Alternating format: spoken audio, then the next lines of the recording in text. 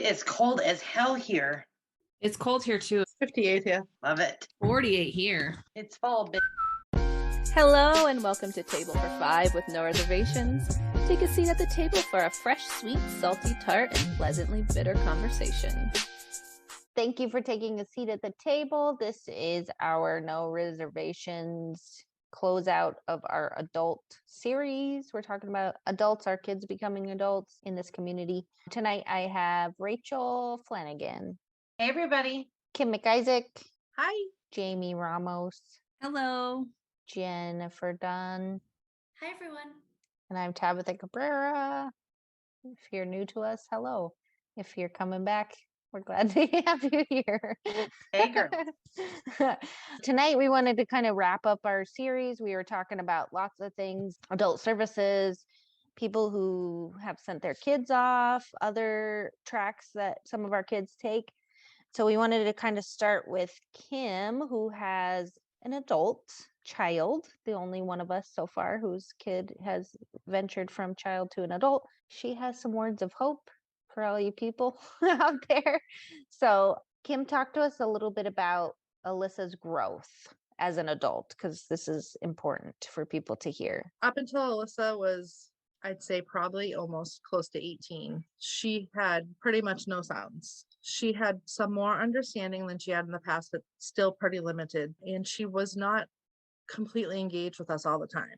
She would be in her room a lot on her iPad, and then she would just come out once in a while. And then when she came out, obviously we would try to engage her, but she didn't really seek out our engagement that much. She kind of was just doing her own thing, and we just kind of let her do her own thing because it was peace and harmony, and it was just pretty much easier that way. There was 4 kids in the house. There was shuffling back and forth to activities, and she had just kind of reached a point of calmness. Probably really started around, I'd say, 14. So we kind of just let her be, basically. And then around 18, she started with some approximations, like she could say like the H sound for high and the B sound for ba. And I had drilled mama, mama, mama in that girl's head since she's been 2 years old. So she sort of could start saying mama. Sometimes it would come out like ma, ma, pa. But I took it, but she didn't necessarily know that I was mama. She was just saying the sounds, which I was happy with, because when you have no sounds, and then you get any sound, it's everything. So I took it. She can say mama. I don't care if she knows that's me or not. She could say it. But it was inconsistent, because sometimes you would ask her to say it and then she couldn't. And the same thing, kind of like da for her father. So it was just like these little tiny improvements, but were actually like a humongous step at the same time. And that was around 18. And around 18, she went to the transitional program where they started working on a lot of other things like life skills and going out in the community. She had a teacher who was just wonderful and just in sync with her the way I am in sync with her. Like just really just knew her and like really like she would say stuff and I'd be like, yeah, I don't believe you. Like I just don't, I know. Like maybe you think she like gets that, but that's not happening, lady. And she was just so encouraging of her doing things and trying to find things that she really enjoyed. And I think there's all these pieces to the puzzle that kind of come into play. So that was towards the end of her school. She was in that classroom from 18 to 22. And then when she was 22, she came out of the school system and went into adult services. And right around that time, like it was probably like a couple months before her birthday, randomly we were like, I can exactly remember when it first happened. My daughters are at dance school. I had Alyssa. I didn't want to have to come back home and then take her out again because she just didn't do well with that. So we went for a walk. Alyssa's always just like being outside. And as we were walking, we saw a flower. And I was like, oh, flower. And flower was one of the approximations that she kind of picked up. So she kind of said it in her own way. And then I was like, oh, what's that? Can you say car? And she like sort of repeated it. And I was like, can you say tree? And she like sort of repeated it. And like, even though like this is happening, it's not clicking in your head. Like it doesn't click in my head like, oh my God, she's saying this, because we always tried to get her to say things and it would be like, oh, it sounded like this, or, oh, it sounded like that. So we, go home, whatever, don't really think much of it. Now, another thing that Alyssa has always struggled with is retaining information. It would be like, she would learn something, but then it would be gone. So we do this again a few days later. This was the time of year, like Neil, my husband, wasn't home. It was the spring. He was working after work. So like, I just happened to didn't have anyone who could like be home with her while I was doing the shuffle with the other kids. We go for a walk and I say, Alyssa, what's that? And she says tree. And I was like, oh my God, she just said tree. I didn't say it first. She said it first. Oh my Oh, God. Alyssa, what's that? She said car. We're Ew. walking again. What's that? She said flower, which wasn't that surprising, but like still she said it first. Like she's always been one repeating. And I was like, oh my God, this is unbelievable. And I'm like, wow, this is great. And then a couple of days later, we're driving Lexi to dance and it was her birthday. So I'm like, oh, singing happy birthday to Lexi, and Alyssa's in the car. Well, Alyssa chimes in and it's kind of like not completely clear, but clear enough. I mean, I almost died because I'm like getting my phone. I'm like, I gotta video this. Kim Yeah. swerves off the road. Yeah. Yeah. Sorry, Lexi, this is your last birthday. That's not how it ended, people. That's not how it ended. She doesn't. She doesn't. I do not normally recommend this or No normally child was do harmed this. during this birthday celebration. And she picked up the rest of the song. And it was kind of like, happy birthday to you. But I was like, Oh, Amazing. what? Yeah, it was amazing, right? So she does this and it's great. And we're all obviously what happy and a excited. thunder stealer. And yeah, and then another this is like kind of like a lot of things happened at once. So then me and my daughter Lexi were, this is gonna sound probably a little strange, we were at the table practicing our autographs. So we're doing our signatures of our name and we're just kind of at the table goofing off. And Alyssa came over and she's watching us. And I said, oh, come here, do you want to write your name? Which she could write her name. So she wrote her name. Don't ask me why I do this. I have this habit of like, I always ask her things that I know she doesn't know. I always am a firm believer in expectation. Like, you know, if you set the bar down here, you're not going to get that much. So I always set the bar up higher, but like, I don't necessarily really expect, but it's just so random when I do this. So I said, oh, Alyssa, can you write dog? Like just random. She writes dog. I look at Lexi. I go, can you write cat? She writes cat. Now, I've never seen her write anything ever, except for her name, ever. Did not know this child could even spell. And I'm like, can you write baby? And she writes B-B-Y. I mean, close enough. I go, Done. can you write, Baby. can you write mama? M-O-M. I mean, I'm shocked. I almost fell out of my chair. How old was she at this She time? was, I believe she was 21 at this time. She was 20 or 21. I couldn't believe it. I had no idea that she could do this. No, and How'd you But- keep from like screaming and flailing and oh my kissing God, and because flopping? it's like those things that you're like, now my brain is like, oh my God, I'm just trying to think of more words that I could have her write. And then a week later, I go, I'm gonna see what she can do if I write the word. So I write dog and I say, what's this? And she says, I mean, she couldn't say the whole word, but she could say like the D sound. I did cat. A couple of them, like I wrote cow. She couldn't say cow, but she said moo. So Moo, like yeah. she was showing me that she knew the word. And I'm like, what in the like how? Like I had no idea. And I don't know when she developed the skill because I mean, if I didn't ask her for 5 more years, I probably wouldn't have known. But now I'm in this thing of like, well, she's coming out of the school system. She's losing speech therapy. She's losing all this stuff, you know, all these educational services, and I'm kind of freaking out about it. I mean, it was literally every week. It was like, oh my God, she's never done this before. And not just with sounds, which I mean, the sounds were wonderful. To never have sounds and to never think you're going to hear your child's voice. Like I cannot articulate, I cannot express what that means when she's doing this at age almost 22. Okay. So yes, I prayed and hoped her whole life that she could speak, not just for me. In the beginning, it was for me.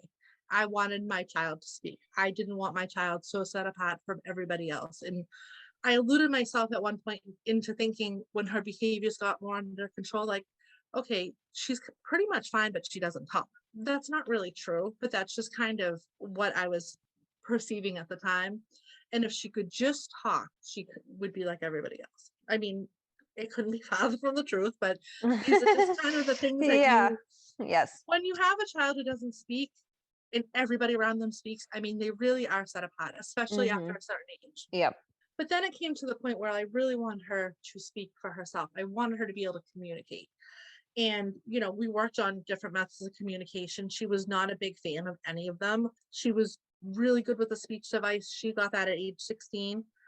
And I wonder if that had something to do with this, because when they see it and hear it together, they can learn it in a different way. 'Cause our kids are visual learners, So she people. did this at school, but not at home. She would not do it at home. Now she's aging out. She has a speech device that she's used for the past 6 years, and now the new place won't use it because she won't doesn't want them to use it. So she's yelling, and they're like, "Oh, she's yelling. We're gonna just leave it in the bag." And it's like, "Oh wow, that's not how you teach a child with autism to get their way or anything." Like, in I kind of was trying to explain to the school, they're like, it's her human rights. She's an adult. It's her choice to use a speech device. And I'm like, you're not taking away her want, you're taking away her ability to communicate. Like, I'm Yeah. her mother. I can figure things out for the most part, most 90% of the time. You don't know her. Right. You're not going to be able to figure out what's wrong. I mean, Right. I'm not saying I always can, but most of the time I can. I had to get called to the school 3 different times because she was so upset and they couldn't figure out what was wrong with her. And it was so frustrating to me because it's like, you people won't even try to do this with her. And that's because of there's a gap in the transition. So when you're a child, your parent gets input on basically what is happening in your program or school. But when you move to an adult service, like you were saying, there's rules on Well, and I still have the input, but there's not a special education teacher there. requirement. Yeah. There's a speech therapist who consults with the program, who might be in once a month, once every other week. She's not hands-on in with the clients. It's kind of like they meet with the staff, which I don't even think it's the teachers necessarily. I mean, they're not teachers, I just call them teachers, but with the caretakers, they meet with the case managers and stuff, so it's not the same type of speech that she got in school. So there's nobody who's really knowledgeable enough, and they have a group of, 8 or 9 people who have different needs, and they can't necessarily take all this focus and energy to try to get her to use a speech device. And now she's screaming on the floor because she doesn't want to. And they're seeing it as they're upsetting her, trying to get her to do something she doesn't want to do. But that's just really not really what it is. She just, Right. well, and I think really, when I really thought about it, that whole iPad was catered to her school that she went to. The Yeah. staff was still on there. Everything was catered to that other school. I swear that she was probably like, you guys are stupid. I'm not using this because it goes to the other school. Yeah. Why would she use something with pictures that are to nothing to do with where she is? I mean, it really made sense when I really thought about it a month later. So that was kind of frustrating. I'm like, well, what do I do now? So I started working with the speech device with her and just doing things like do flashcards and just doing simple things she'd go and find stuff, and she liked doing it. I think she liked the one-on-one attention that she was getting. But the things that she was doing were she's finding stuff. She's knows so much stuff that I don't realize she knows. Yeah. And then on top of that, she starts engaging with us. I'm like, wow, she's really coming out of her room all the time. She's really, I mean, she still has a hard time with this because without words, it's really difficult to get interaction. She has her silly little games that she plays with us, and she finds ways to do it. But she spends a lot more time in the house with us now. When I was just reading this post from Thanksgiving 4 years ago, and I was like, this is the first year that she sat out and had Thanksgiving with us. And I'm like, what? Really? Because I feel like now she's done this forever. But it's really only been for 3 years that she's done this. She sits at the table, she peels potatoes, she helps. She wants to be with us and she wants to learn things. And she didn't have that. She didn't have that for a lot of years. So I wasn't looking for that anymore because you kind of just accept what is.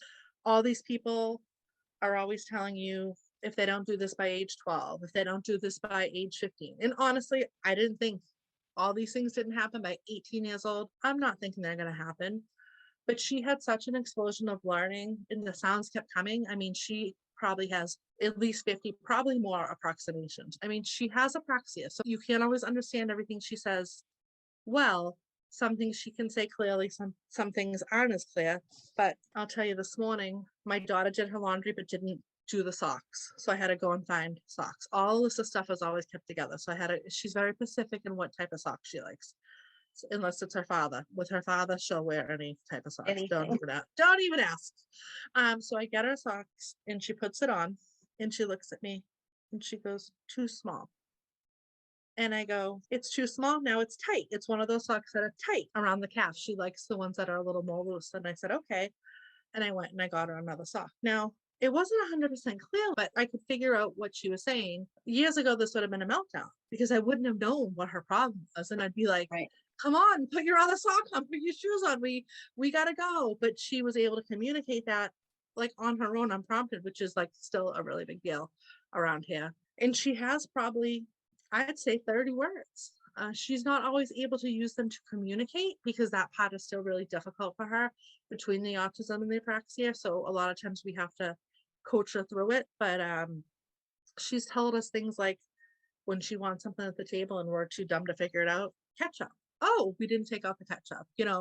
Ranch. Oh, we didn't take out the ranch. You have to really pay attention to what she says, but it's similar to when a young child starts talking. The mom can understand what they say, but like the other Yeah. people around don't always understand it. Some of the aunties can. Some of the aunties Yeah, can. I'm beginning to like figure out her speech patterns, so I'm able to understand a lot more. So I never thought she would speak when she didn't do it by a certain age, because that's what I was told.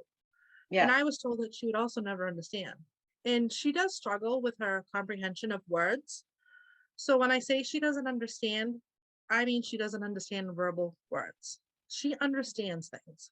She just uses other ways besides words to figure them out, which really takes a lot more intelligence, if you ask me, because I don't know. She's laughed straight up first at some of my jokes before. From the well, other and I'm not person. saying she doesn't understand any words. I'm just saying it's I'm something just that is a struggle for her still, but they said she would never understand any words. And even when I told them Yeah. she did understand some words, they basically were like, no, she'll never be able to understand without a visual cue, but she understands so much, Yeah. and if she doesn't like the sound of it, she'll just tell you, no, no, no, no.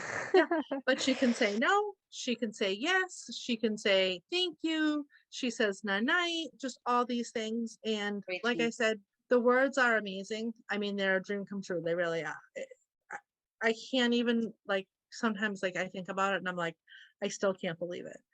And then on other days I forget that she didn't do this. Like Yeah. 3 years ago, she didn't do this. Like, so it's just so mind blowing. But she had this explosion of learning right about 22, where every single week she did or learned something new. And it didn't stop for like 6 to 8 months.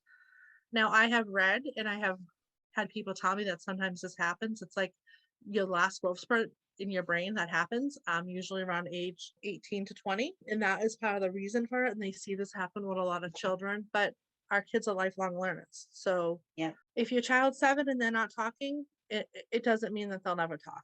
If they're not understanding, it doesn't mean that they'll never understand. For Alyssa, everything takes her a really long time to learn. And she needs a lot of repetition. But when things happen over and over, she starts to understand. And when she picks up a skill, she keeps it. So it's like once she gets it, it stays. So sometimes it just takes a while for that skill to stay. So I don't know. It's kind of like, it's almost mind blowing to me to really look back and like remember that like none of these things were happening. Like, you guys didn't know me 5 years ago.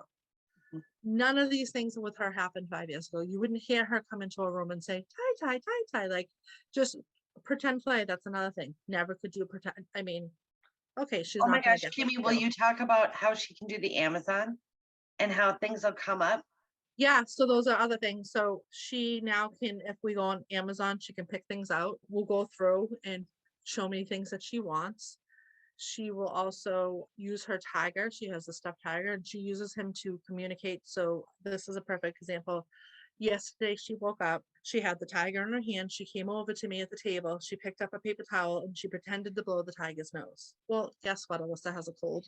I didn't know Yeah. yet because like I had just seen her for the first time in the morning.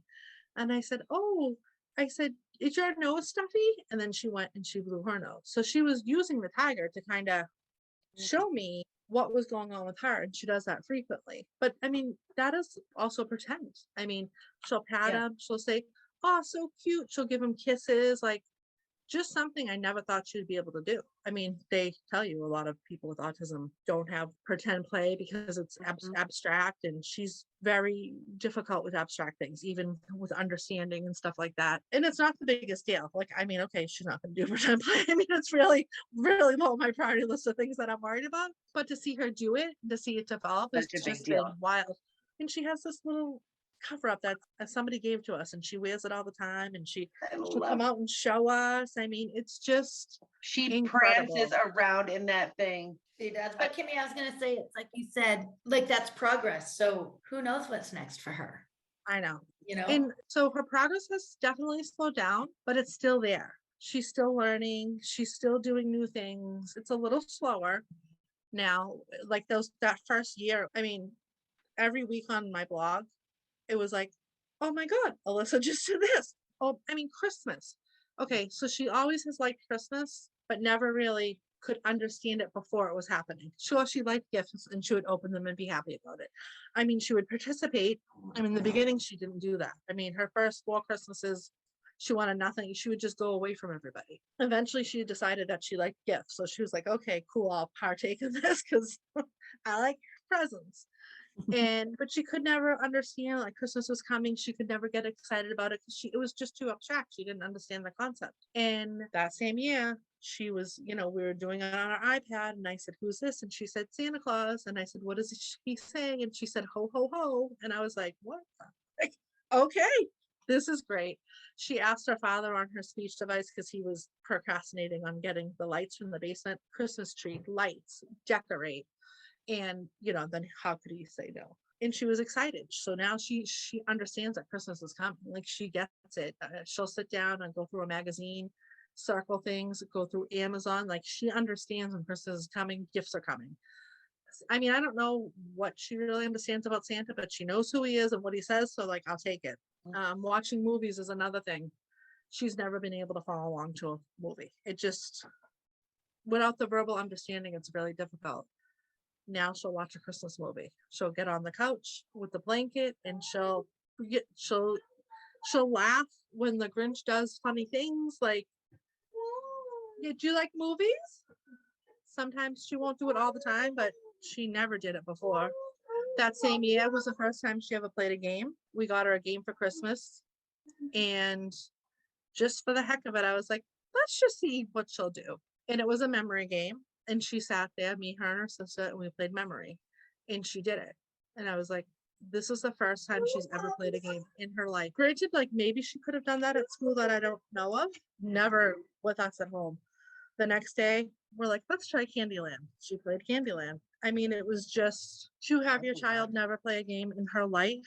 And now at 22, I don't care that it's Candyland. No, it's connection. It's amazing. Our kids are lifelong learners. Mhm.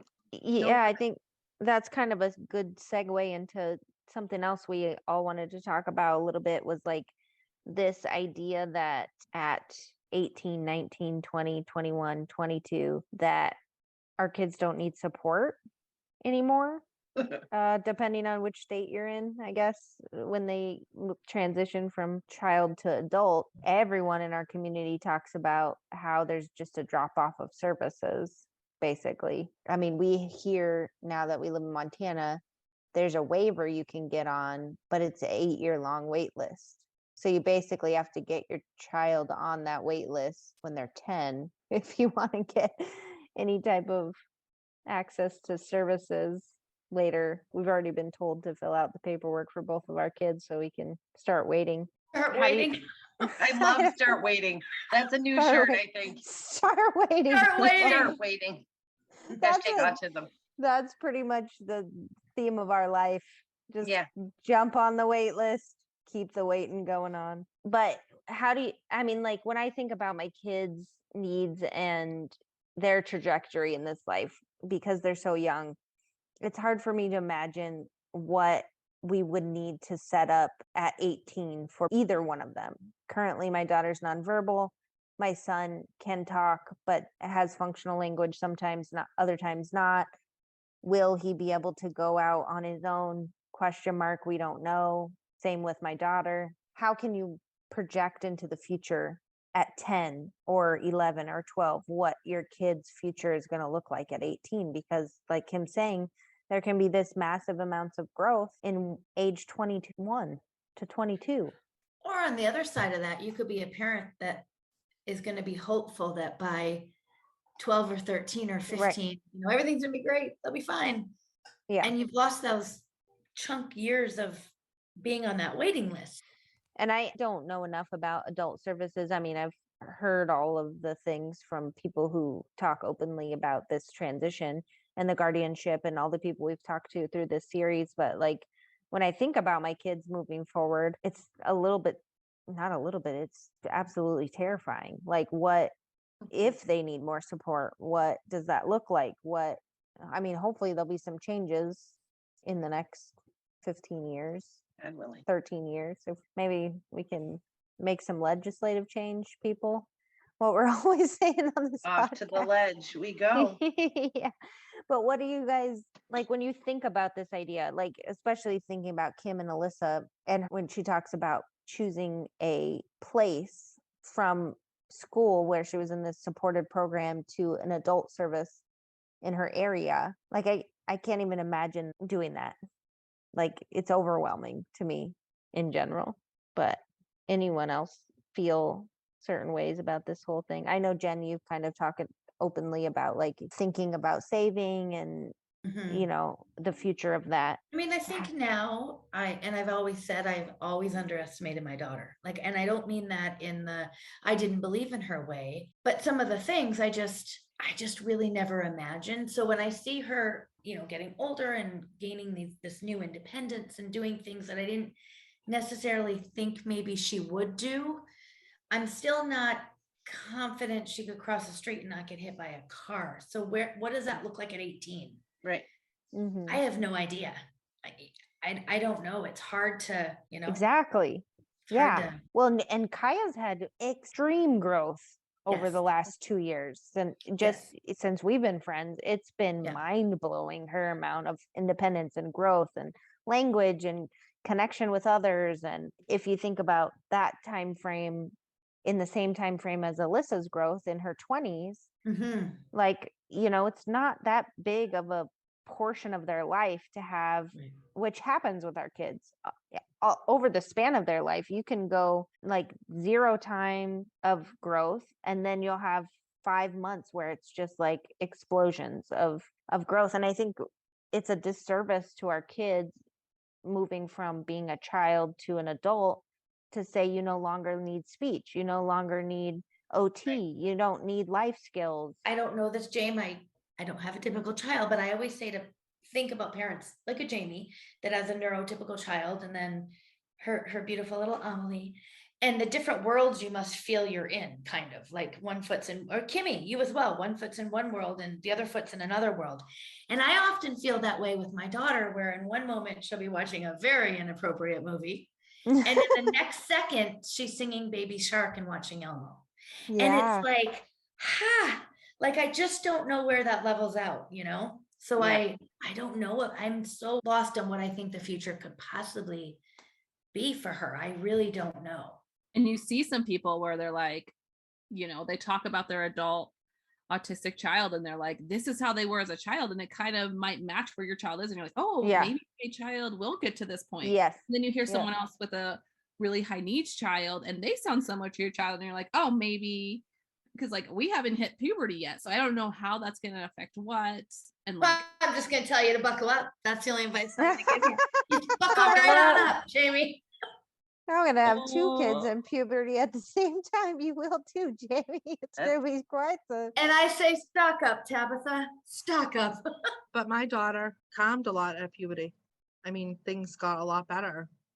So as we know, so did mine. So I'm being facetious, but mine has a dinghy, so I don't know. I know. Well, they say Yours it a can little go, different. it can swing one way or the other, from what I hear. I will say, Kim, Alyssa's story, like some of the things that you've said about her growth in general, as a young mom, I'm not young, but with young children. Like, well, that's a stretch. Who I'm kidding. decided to have kids later in life and then got old and can't keep up with them anymore. But listening to a lot of things that you've said about setting expectations, never selling them short as far as their skills, there's always room for growth, because we hear from professionals and people that we sit across from that you have to hit these markers. 6 years old, you got to get that early intervention. You got to get the things going. If they don't hit this marker by this certain time, it's never going to happen. Living, walking proof in the McIsaac home that that's not true, people. Daughter started talking in her 20s, like words, actual words in her 20s. So hope is out there. And guess what, Rachel? She wants her winter blanket. Is that why you were in the closet? I just saw you in the closet with her taking the puffy thing out. I was like, I think I know what they're doing right now. Alyssa has 2 blankets that she uses. One, she's literally had since she's been 4 years old. It's a Tinkerbell blanket. Oh, and here's the thing, guys. Guess what? I said, I don't know why she's so stuck on this blanket. She doesn't even know who Tinkerbell is. It's not like, you know what I mean? She knows. And I said, then I turn around like the next day, I go, Alyssa, who's this? And I pointed to Tinkerbell on her comforter and she goes, Tinkerbell. I go, she does know who Tinkerbell is.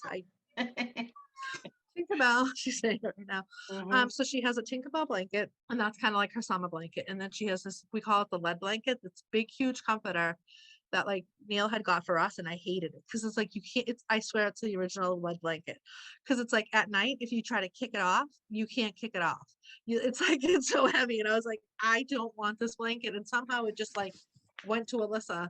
I don't remember exactly how it happened. So that's her blanket that she uses in the winter, but as a lot of our kids do it, like changing, see, you know, she Mhm. always had a hard time going from the winter jacket to the fall jacket to no jacket. Like all those things are just incredibly hard for her. So what we have to do is we have to hide the lead blanket. We hide it in her closet. She doesn't go into her closet.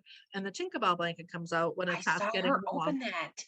because you will suffocate. You will suffocate with that lead blanket in the summer.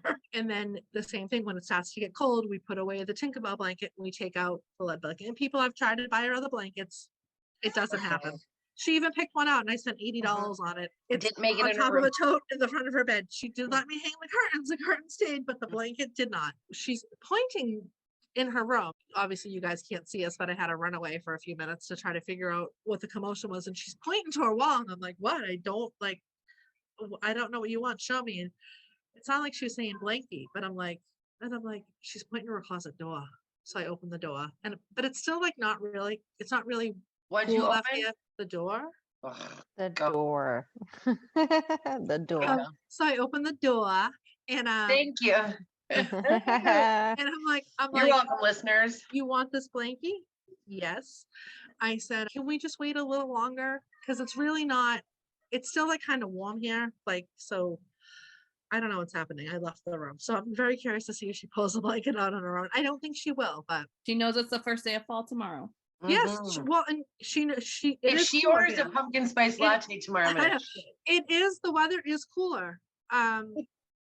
And it's like, this is like, she gets this. Like, she knows that now we used to have to hide and smuggle Yeah. Tinkerbell and pull the other one out when she wasn't around for this transition to happen. And now, and she did the same thing. And the first time she ever did this was this summer. I believe I was on the phone with Rachel and she Yes. wanted the Tinkerbell blanket. And it was like, she knew that it was warm and to switch. And I know this sounds like, it sounds such a small thing, but just the connections for her to make, Mhm. for her to understand, for her to be aware, and then for her to execute and then and A communicate it with request. us. Yeah. There's just so many like things that are, I mean, I know it may seem like such a small thing to some people, when depending on where your child's at, but for her, that is so many things. That small thing is so many things, and it's just the door opening.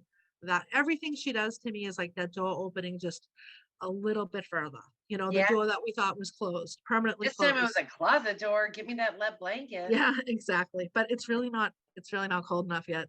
We have the AC. It's cold in here right now, but she's probably like, I'm cold. Yeah. Can you hear it? I'm cold. Yeah.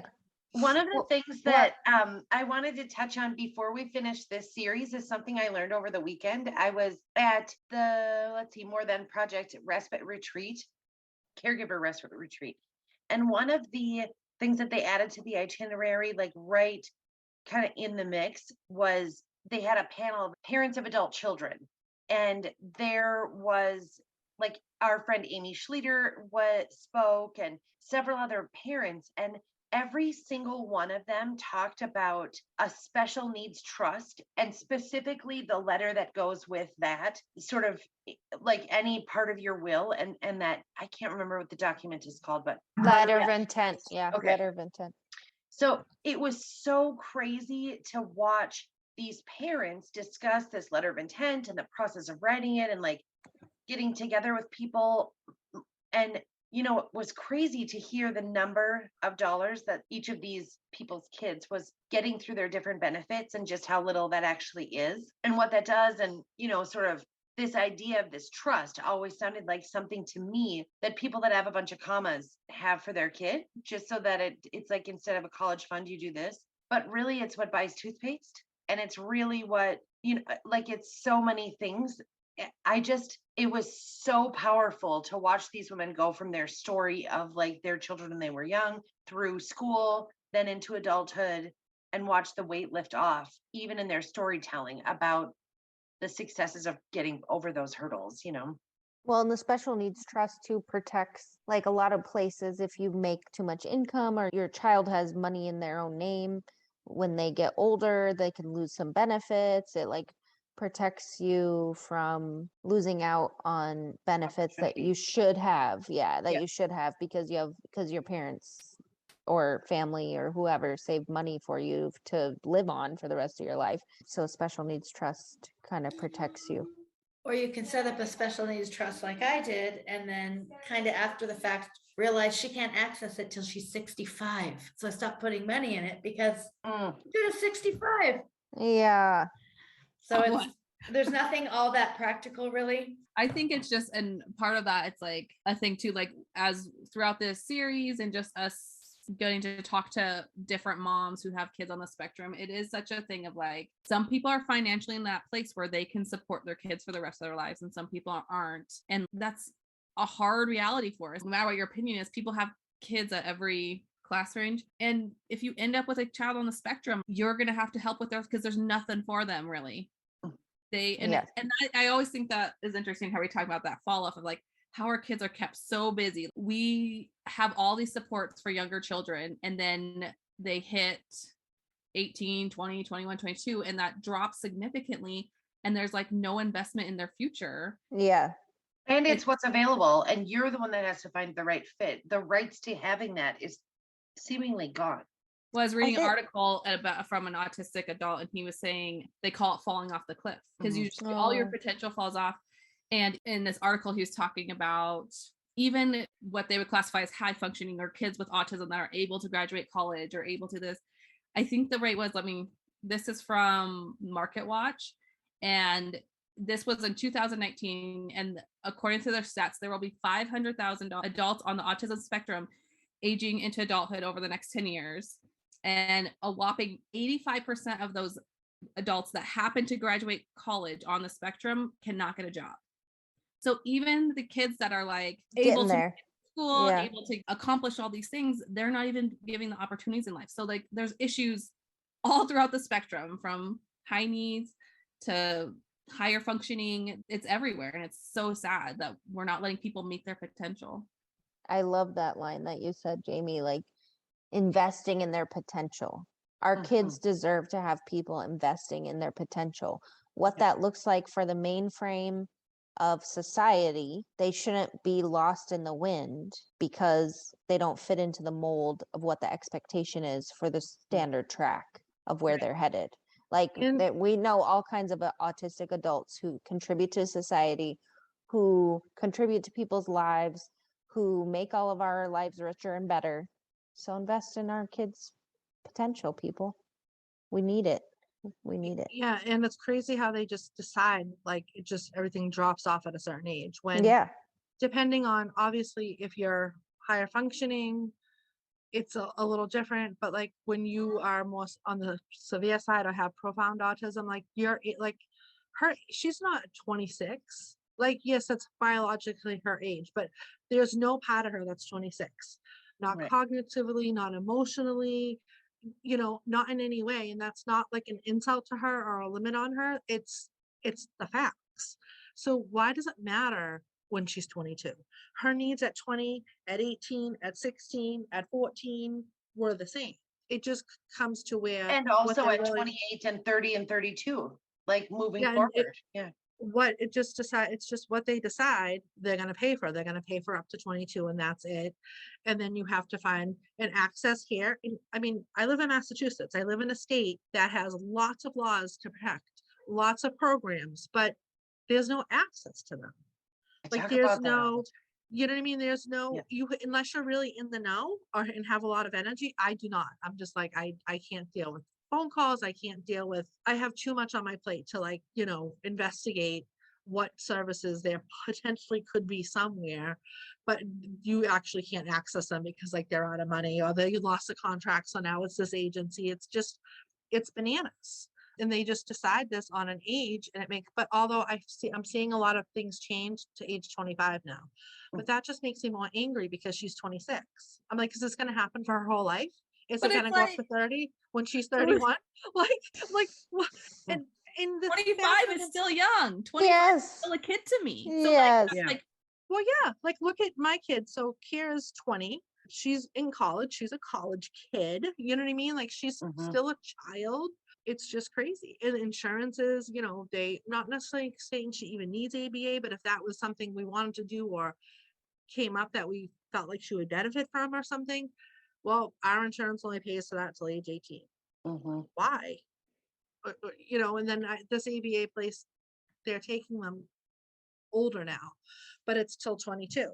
When she was 22, it went up to 18. I'm like, what the hell? What the? I'm gonna change her age. I'm gonna have her use one of the other kids' birth certificates. Like, this is You did not mean that. it's so It's not happening. infuriating. So Yeah. infuriating. Yeah, it's just, and the fact of the matter is, you spend more of your life as an adult. I mean, 18 Yes. to Yes. 60, 70, 80, whatever age you are here till is, you know, 50 years average. You're a kid for only 18. I mean, Yeah. more of your life is spent as an adult and you have less access to medical care. You have less access to insurance, to speech therapy, to programming. Like it just makes no sense. I think too, for the fight of the parents, like by the time you get to 18, you're experienced at telling people what the actual hell. Nice tabs. Nice pie. And then you get to a point where there's literally no one to tell that to anymore because Right. there's no services provided. Like you have the skin to say, give me the things that are here, but there's nothing here to give at that Mhm. point. I can give you a perfect example. Like she sees a neurologist at a children's hospital who she's seen since she's been 14. So she's already aged out, but I just have refused to leave. She's on her last leg for sure. So a few years ago, he said, yeah, you want to think about maybe finding another neurologist, you know, A few years ago. probably when she's around 22, 23. And I said, oh, and I know for a fact Children's Hospital takes people, there's adults that get surgeries there. Like they do take adults for certain things. I said, oh, when does that happen? And he said, usually when you leave your pediatrician, like you leave here. And I said, okay, who do we go to next? And he goes, what do you mean? I go, well, who takes on the special needs adults? Like she's a special needs child, so she's at Children's. Where does she go when she's a special needs adult? And he's like I was like what hospital takes over? We're in Boston, for Christ's sake. What hospital takes over adults with disabilities? And he goes, yeah, no, there really isn't. They don't. And I go, well, what do you Exactly. What? like I was like perplexed. Like I wasn't even like playing dumb. I was like, well, what do you mean? Like, where would she go? Like, I go, what, just to any old neurologist? And he goes, well, any neurologist will take her as an adult. I go, okay, but who takes her as a special needs adult who needs specialized care? Who's not patient. going to just go get her normal EEG if she needs one? Who needs to be sedated in order to get blood work? Like, who is dealing with that? And he's like, yeah, there's really no one. There's Well, really that'll no be one. fun. I'll see you I again in 6 months, you little pit hand. Book us on the calendar then. We're I coming know. back. See you in And he's June. like, I go, and I'm like, why? He goes, I don't know. Oh, you don't know.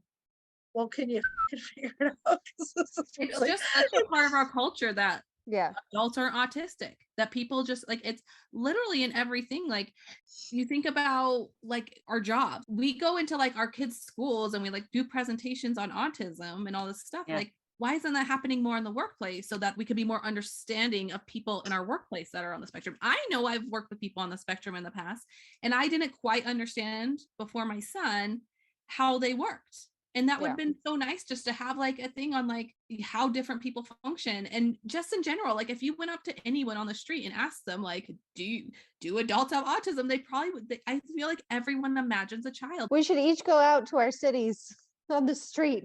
Be like Just this start annoying interviewing TikToker. people. Yeah. Well, and the Happy- most interesting part about this appointment with this neurologist was he goes, you know what? He goes, I'm going to have you talk to a social worker, because I said, I noticed they have an autism center here now. They didn't have an autism center. This is where Alyssa was diagnosed. This is where she's gone, Yeah. done different, had an MRI, had an EEG, different things, but really not recently. She hasn't needed anything like that. This happened to be on World Autism Day. It was April 2nd. Just coincidentally, they were having a big old autism fair downstairs in the lobby. And I told the social worker about all the progress. I mean, this guy Kim was like, grabs her "This by is-" the ear and drags her No, downstairs. he goes, this guy was like, this is amazing.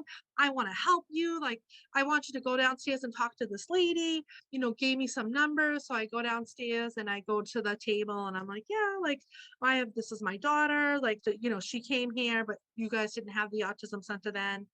And she goes, yeah, well, we don't really take adults. And I'm like, well, she's 22, and I said, she's doing all this stuff and I want to see how we can help her. And she's like, oh, here, talk to Jeffrey. So Jeffrey comes over and I'm like, Jeffrey, what yeah, did Jeffrey literally. have I'm to like, say? yeah, this lady was like, I'm not dealing with this. And he was like, yeah, no, we don't. I go, you don't see. I said, I saw on your brochure, you see children through adulthood. He goes, yeah, but that's only if they're a patient as a child. I said, well, she is a patient. She was diagnosed here. She goes to a neurologist here. She's a patient of children's. And they go, yeah, that's a different department. And once you haven't been here for whatever many years it was, I don't know, it was like 4 years, you're aged out. Like, you're basically not a patient anymore. Like, they don't send you a letter. They don't call you, nothing. You're just magically not a patient. And I go, but why can't she come there if you do take adults? And they're like, no, we won't accept them after age 16. And I mean, I immediately feel my eyes start filling up with tears, and I'm feeling with rage and like sadness at the same time, because it's like, I can't believe that you're like to my face, to my daughter's face, just saying like, oh, well, No, you no. sorry. They go, there is a place I'd called have the been Lori like, Center Alyssa, they told you no. who could take adults, and you could try to call them. And I'm like, but my fear is, I had my gallbladder out when I was 25. Okay, what happens if Alyssa needs her gallbladder out? I can't take her to the local hospital and be like, can we ultrasound her? Her stomach seems to be hurting. It would never happen. They just don't have the capability to be able to handle her. Like, she's very tricky. She needs something specialized. Children's Hospital deals with disabilities. They have the capability to be able to handle the situation, better than the local hospital, at least. And it's just like, nobody cares. Like, that's just what's so, like, I just couldn't believe it. I left there and I was just, tears were pouring down my face, because I just left there with the thing is like, she does not matter. Because she's 22, she no longer matters. She's just discarded. And it's really sickening. It makes me sick. Mm. Could you imagine like having to have reach your potential by 22? Yeah, right. Who has their I mean, stuff let me be together? clear, I didn't have my shit together at 22. No, I was Okay. a Still hot, don't. hot mess, people. Hot freaking mess express over here at 22. That's really a good view of what systems we navigate for a lifetime, right? I mean, you go one place and they say, call Jan down the road. And then Jan says, call Jeffrey. And then Jeffrey says, no, that doesn't exist. And then you're like, what do you mean that doesn't exist? Jan told me to call you and you're not pointing me to the right place. And then freaking Boston, get it together, your children's hospital. The Autism Center. Yeah, autism centers don't list that you serve adults when you actually don't serve all adults. You only serve adults that were in your program prior to 16, turns out, unless you've changed that since the Which McIsaac. Alyssa was in their program prior to 16, so it's just, Yeah, so she would have she would have qualified. But those moments where you're like sitting in front of someone saying like, what are you actually saying to me right now? That there's nothing exists in this category doesn't make sense. and it's like the emoji with the arms, like, like, Yeah. like, Okay. I don't know what to tell you. There needs to be like, I mean, across the board, there needs to be like OT, speech therapists, doctors that decide they want to specialize in helping adults. Like I know those people are out there, but they're like few and far in between. And so it's like few and far between. Yeah. Few and far between. Yeah. Few Well, and it's far the between. money. The money is with the kids. But Not every person with an adult with autism is seeking these services. You know, like a lot of people, there's people that are, you know, gone into group homes, gone to residential. They kind of, you know, have outgrown that stuff, but not everybody. So it's like they go where the money is. That's Well, just, but I'm just saying, like, there just needs to be people that step up in those areas. Like yeah, I in agree. our area, it used to be really hard to find a special needs dentist unless you went to Children's Hospital, and then the wait list is like forever. And we've had like over the last few years, some dentists pop up who have like done Mhm. training and have been willing. And I know part of it is the money because they know these kids have Medicaid and all that stuff, but they've like taken the time and now they include special needs in their practice, which is amazing. Yes. But it's like, we need like people who are passionate to like take on these adult clients. It's just really sad. It is sad. We dropped the no reservation with lines of hope. We started out with some hope. Our kids are always learning. And It's it up and might down, people. It's the roller it's up coaster. and Well, the The hope roller coaster and that just like we know continues. that our kids have more potential than hitting it all ending at 22. yes, We need the services to match to that. match. Let's get them dollar for dollar going on over here, people. Match it up. Match it up. We always have great suggestions for our society as a whole on this podcast. It's one of my I hope favorite they're things. listening. Hey, I hope they're society. listening too. Hey, society. Guess what? Our kids are getting older. We're coming for you, society. Yeah. Hey, Boston Children's Hospital, I'm calling you out. We're calling you out. Millions Boston. of people are going to hear this podcast. So get it together. Get ready, Boston. That's the end of our adult series. We learned a lot this series. It was good. Good. Look into the future. Great. Yep. We had amazing people on. Yeah. And we will catch you next time. For another series. I mean, just coming at you Yeah. Monday after Monday. Our big feelings, right? Big feelings. Oh no, I we think we have some- interviews. We have other episodes in between, we think. We have so many things we just can't Hey, keep guys. track. We can't wait. Stay tuned and see and find out. As always, thank you for joining us at the table. Thank you. Bye. Thank you for joining us at the table for this episode of the Table for Five No Reservations podcast. Join us next Monday for more, and while you wait, make sure to check out our content on Facebook and Instagram. If you are enjoying the podcast, make sure to subscribe and rate and review us wherever you listen. To contact us, you can email us at tablefor5podcast@gmail.com. We can't wait to sit with you again. See you next time.